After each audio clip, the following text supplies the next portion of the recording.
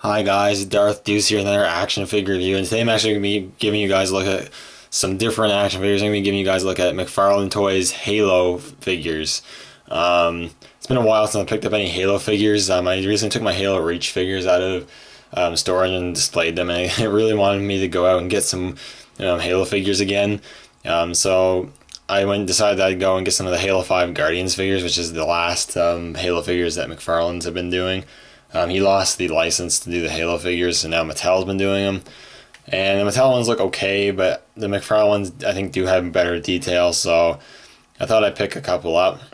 And here we have Spartan Locke, which is from Halo 5, which I do play. Halo is probably one of my favorite video games, and I have played Halo 5. I just actually started playing it again after probably not playing it for a while.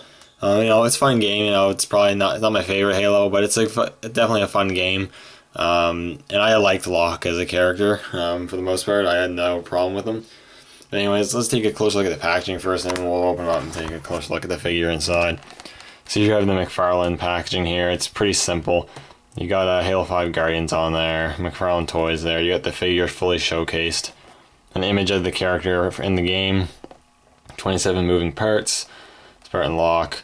And he also comes with a requisition pack, downloadable content, which you can see there. And basically, if you have the game in multiplayer, you can open up these requisition packs, which will give you weapons that you can use in the game, and can also give you customization for your Spartan. From what I've heard, these are just bronze pack, which is the lowest level pack you can get, which gives you probably the least amount of stuff and the least rare stuff. But at least they give you something, I guess. But yeah, so there's that. But if you don't have the game, then you're not missing anything with that DLC. And on the back, you just have the rest of the wave there. So that's pretty cool. Next review will be of Master Chief, so stay tuned for that. So yeah, pretty cool. There is actually another version of this figure, which is an exclusive, which has him without his helmet on. I have no interest in that figure, but that is available. Anyways, it's pretty cool looking, but let's take him out of the packaging. We'll take a closer look at the figure. Alright, now we got Locke out of the packaging, and this is a pretty cool figure. Sculpt-wise, it's a very stunning figure. In other aspects, not so much, but for the most part, it is a really cool figure.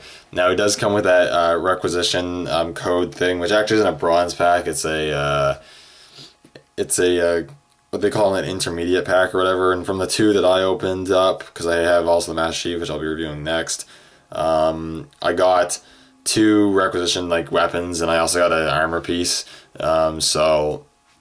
Or an armor set rather, so I don't know if that's consistently how it is, but it's cool. I got an armor set out of it, so that's pretty cool. But anyways, on the figure, again, pretty cool figure in sculpt wise. I really like it a lot. He does have his issues, which I will get into. We'll just straighten him out here so we can get a closer look at the sculpt, which is pretty cool.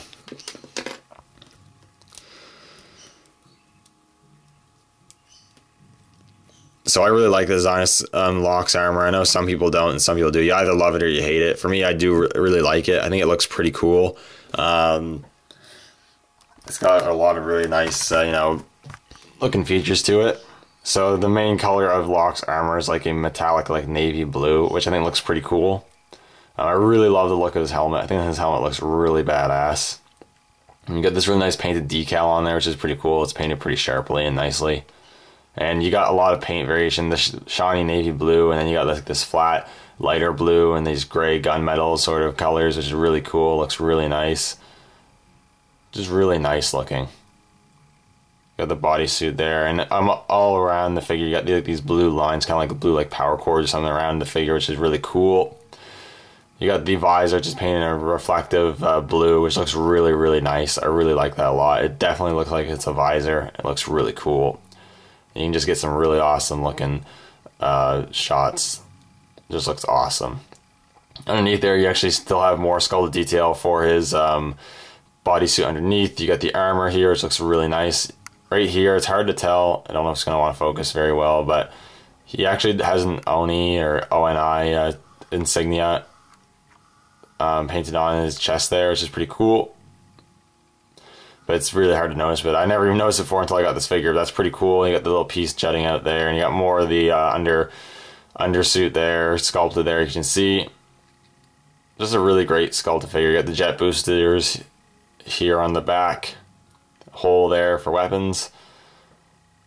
You're gonna get those blue lines with the little white wash on. Looks really good. The spine piece just looks really, really cool. I really like the look of it. And Mcfarlane is known for good sculpts and paint jobs, so it's definitely what I expected. It looks really, really nice. You got the armor here. It looks really cool. The gloves, even you got sculpt detail inside the gloves. Is really cool. And you got the leg arm here sculpted really nicely. You got the holes there for weapons pegs.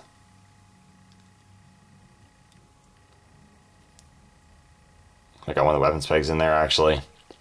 You get 2 of those with each weapon you get. You get weapons pegs so you can display the weapons on the figure. Got the knee guards, which is really cool. And then the more sculpting work going on, which is really awesome.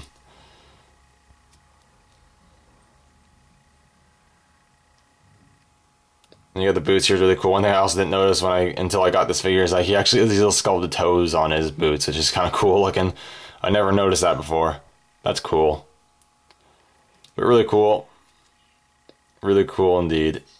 I think the sculpt and paint app-wise, this figure is stunning, especially for a figure of this scale. He stands about 5 inches, and it's a really detailed and well-painted figure. And Mcfarlane's done that time and again. It looks really, really good. Now we're going to get into the part where he's not so good, and it's a spot that Mcfarlane's always had issues with, and it's articulation. Mcfarlane, and it's just how he is, likes to sacrifice articulation for sculpt, which is good to a degree, but this is a figure that could really use some articulation, and he has made decent articulated Halo figures in the past, and this one just isn't one of them. He does have a ball joint in the head, but he's not looking down a whole lot, he's not looking up a whole lot. He does have the rotation though, and a bit of pivot, I think, yeah.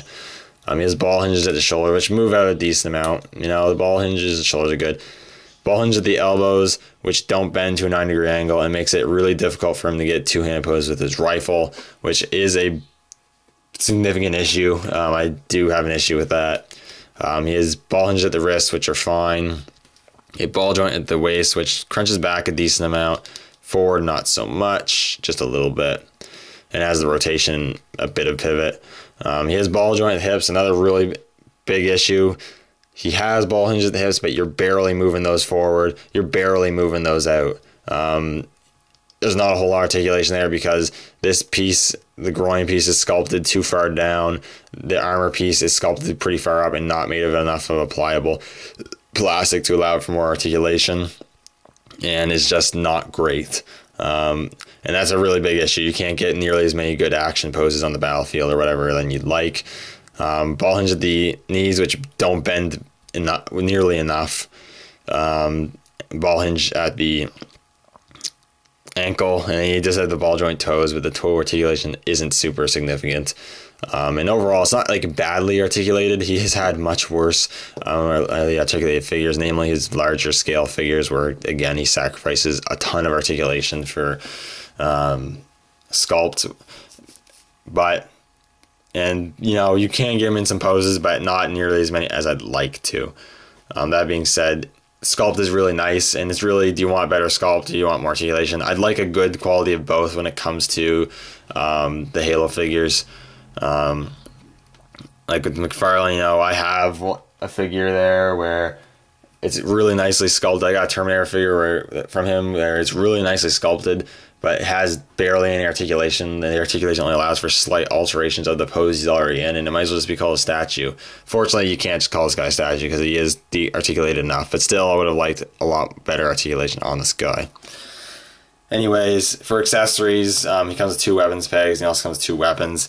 He comes with a Magnum, which is cool, nicely sculpted, and nicely painted with painted in silver with a nice black wash there, make it look pretty cool, but other than that, it's pretty plain. He holds the weapons well, or he holds the Magnum well in one hand. You're not getting the two-handed pose with the Magnum, unfortunately, but you can get him to hold it with the one hand. It looks pretty cool. Just take that out of his hand there, and you can also plug it onto either side with the weapons peg plugged in. I already got the weapons peg plugged in, so you just go in like that. It looks pretty cool. I think it's on a nice spot on his thigh. It looks pretty good. He also comes with the Halo 4, Halo 5 battle rifle, which is nice. Nice sculpt on there with the really nice paint wash on it. You got the yellow stripe paint on there as well, the UNSC symbol on there. and it looks pretty good. I do like it. I like the sculpting work on the little reticle there, which is really cool. And it is really cool. Unfortunately, this is a weapon where I would have liked him to really be able to aim with it, and he can't. You know, in the beginning of the review, you did see you can get him holding in a two-handed pose, which you can get him in a decent two-handed pose with it, but it's not a great one. And, you know, he holds it good enough, but what you'll notice is there's a trigger guard, and he has no trigger finger, which means he doesn't hold it as well as I'd like it to. Now, what you can do is you can take an X-Acto knife and just very carefully cut a trigger finger, which I will probably be doing after this review, so you can hold his weapon better, but, you know, still not bad at all. And overall, this is not a bad figure. I'll give you a quick comparison just with another Mcfarlane figure, which is supposed to be in the scale. This is the Mcfarlane Assassin's Creed Shay Cormac, which has been recently released. And, you know, Shay Cormac actually looks like he's bigger, slightly bigger, which isn't right. But what's his name? Locke should be a lot bigger, but so they're not exactly in scale. But there's a little size comparison. I'll also compare some with quickly with a 6-inch figure. I have just on hand here, I have the Black Series First Order Stormtrooper. And obviously the First Order Stormtrooper is quite a bit bigger. This is a 5-inch scale figure. So it doesn't go into scale with your other figures if you have 6-inch figures. There are other Halo figures out there. Mattel now has the license to do Halo figures and not Mcfarlane, so Mattel's been doing them in the 6-inch line form. I have seen those figures. You know, they don't look bad, but that being said, I don't think they look as good as Mcfarlane's figures, and I think I did want to go with better sculpt and paintwork, and I think these guys do have better sculpt and paintwork. So for me, I went with these guys over those ones because I did want the better sculpt and paintwork going on. I did like that better. And overall, I think this is a good figure. I think if you're a fan of Halo 5 and then you like Locke, then you're going to want to get this figure. I think it's a really good figure to get if you like the character. That being said, if you're not a fan of the character, you're more into the old Halos or whatever, it's an easy pass too. So anyways, thank you guys so much for watching, and stay tuned for Master Chief.